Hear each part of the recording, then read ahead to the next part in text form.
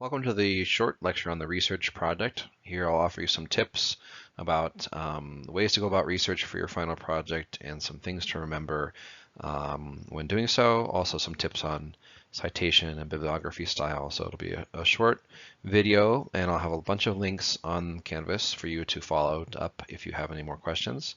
And let's get started. So the first thing to do when you're doing a typical research paper for this class, or even if you're doing your podcast or video, is go find out some supporting materials or use that to help investigate what you're researching. So I've given you kind of three here. There's many sites you can go to research, begin your research. But the first one I'd start off is JSTOR, which you have access as a student. Make sure to install the VPN. There are instructions on the Canvas syllabus for the class about how to install a VPN. But go to JSTOR and you can start your research there and find a wealth of articles for really most any topic.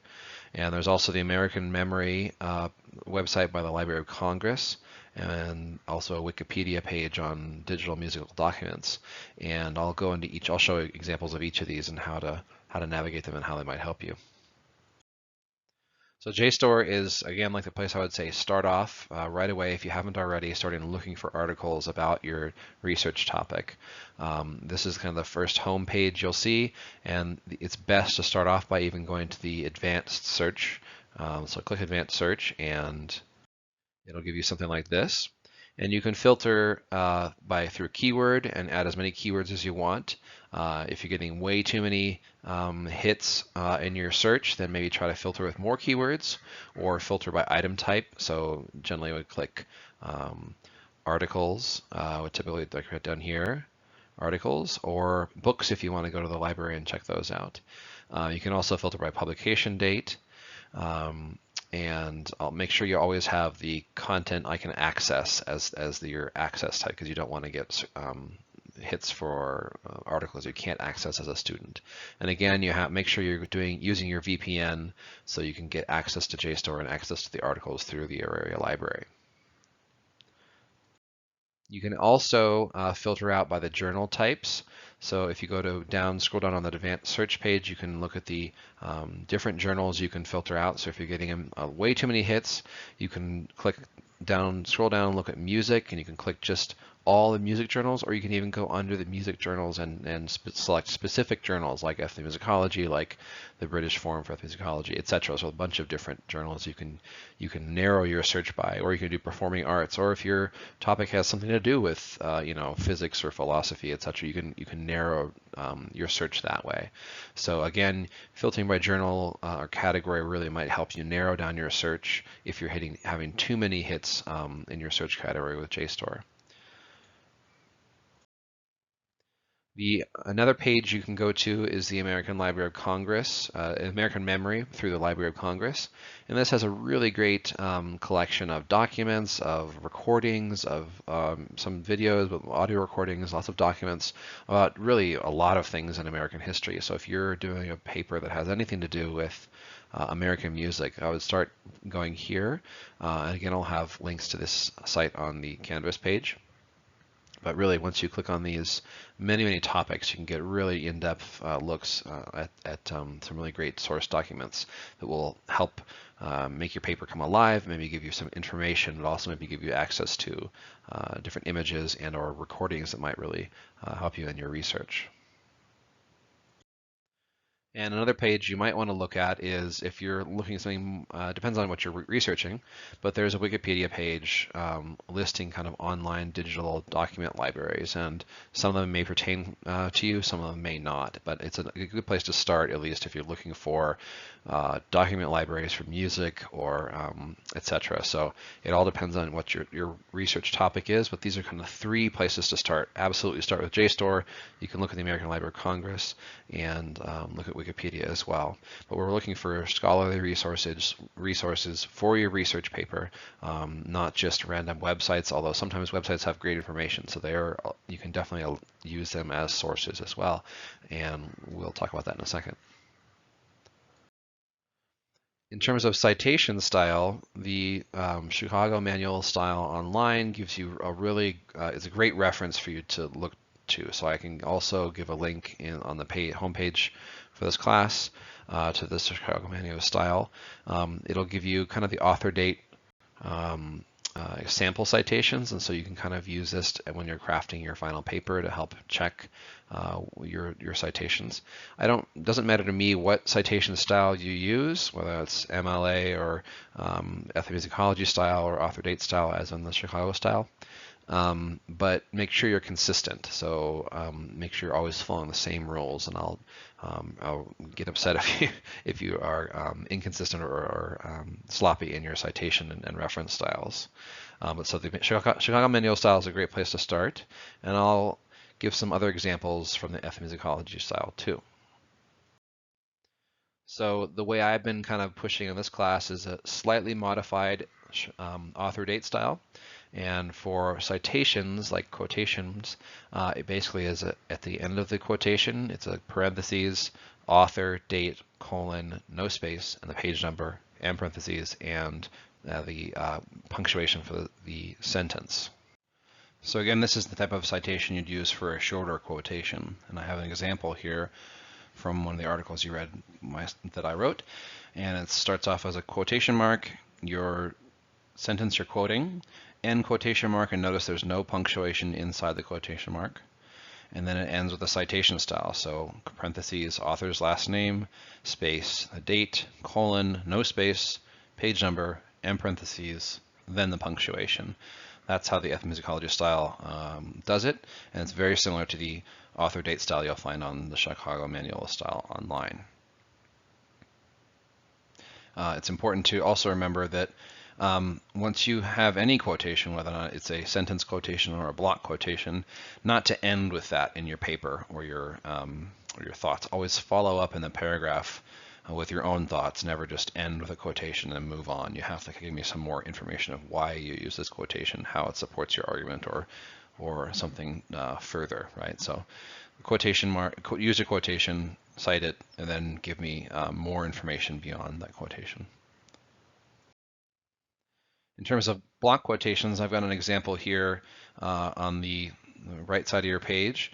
And for block quotations of like 3 or more lines, you'll indent the whole quotation. You won't put quotation marks around it.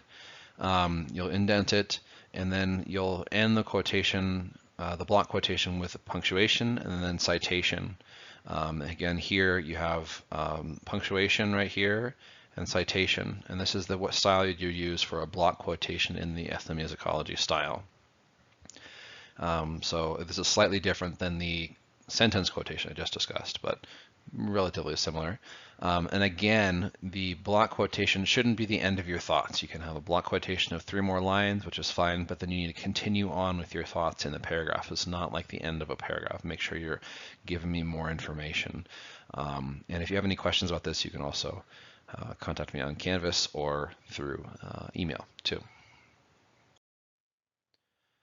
I've given you, there are different ways of doing bibliography, and one of the ways is you have readily access to is on the syllabus for this class.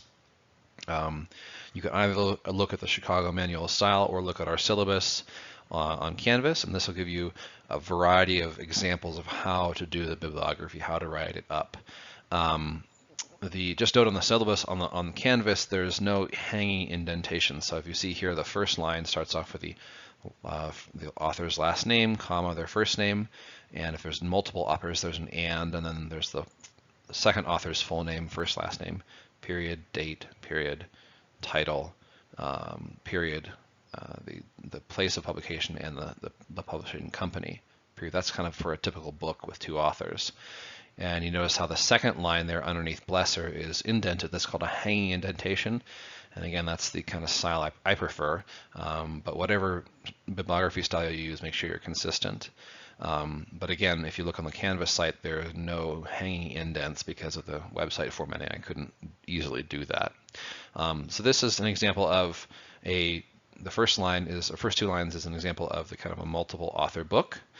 The second line is an example of an article, a single author article, and you notice how you have the article, the author, last name, first name, period, date, period, the article title in quotations, then you have the journal it was listed in here, Asian Music, then you have the number of the journal. So this is the 31 journal, and then this is like one of two, so you have parentheses in there, colon, page numbers, it's in the journal, and then a link to the where you found it online. There are different examples here as we move down, but again, look at the syllabus for kind of I basically have almost every type of bibliography entry in the syllabus for your examples to use for your final papers. In terms of doing that hanging indentation, if you're using Word, please use the kind of paragraph function. If you try to use tab and indent manually, it's going to get all messed up and be a real problem. So if you're using Word, go to the Home tab up top, up here on the top left.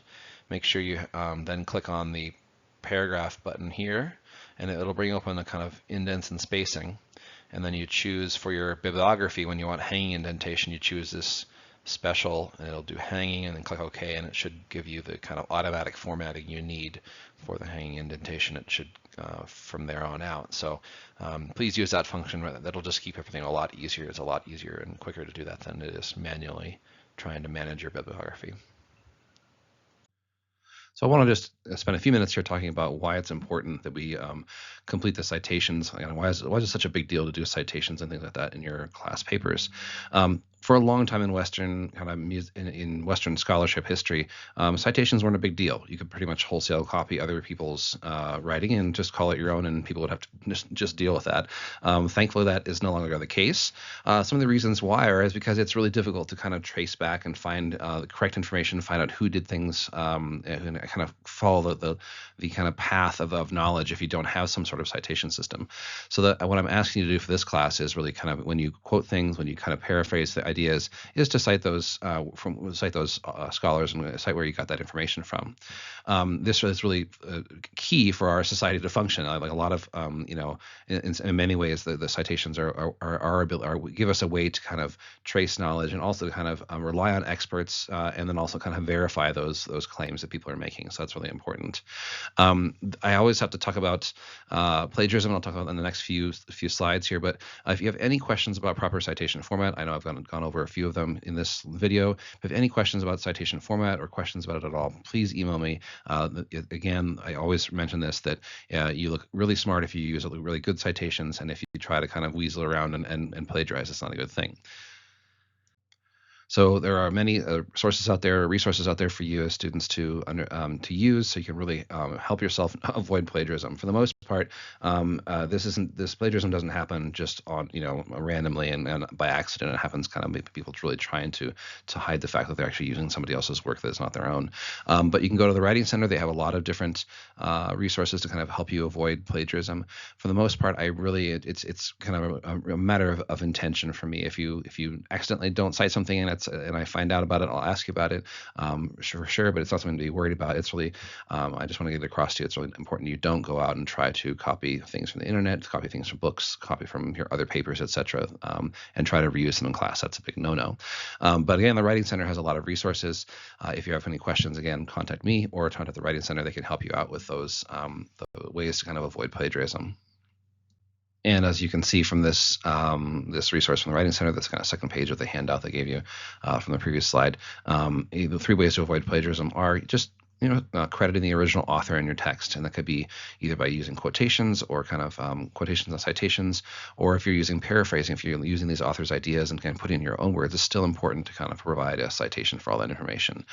So again, check the Writing Center resource. If you go to Canvas on the left side, left-hand column of our class website, scroll down, there's actually a link to the Writing Center right there for you to look at. So again, there should be no issue. If you have any issues, again, contact me or the Writing Center if you have any questions.